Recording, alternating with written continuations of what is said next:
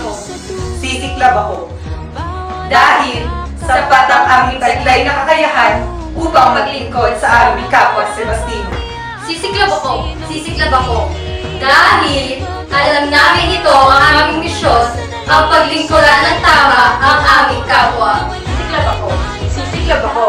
Dahil ito ay tungo sa progreso at pag-angat ng bawat Sebastino. Sisiklab ako. Sisiklab ako. Dahil ang kaalaman, kakayahan at karanasan ay nasa aming mga kamay para magsilbi ng tapat sa aming kapwa Sebastino. Sisiklab ako. Dahil totoo ako sa aking sarili, maging sa aking kapwa. Sisiklab ako dahil isa akong mabuting ehemplo sa kapwa ko, Sebastino.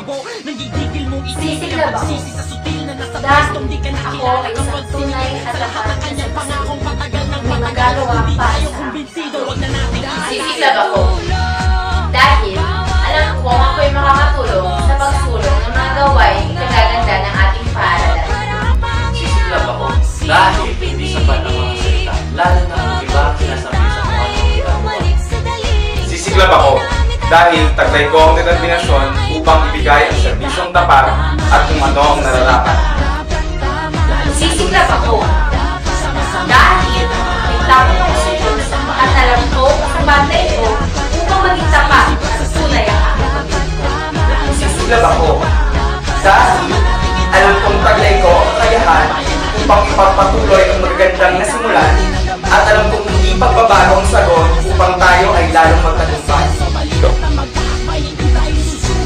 Sisiklab tayo dahil ako ay ikaw, ikaw ay ako. Siklab Magdalo.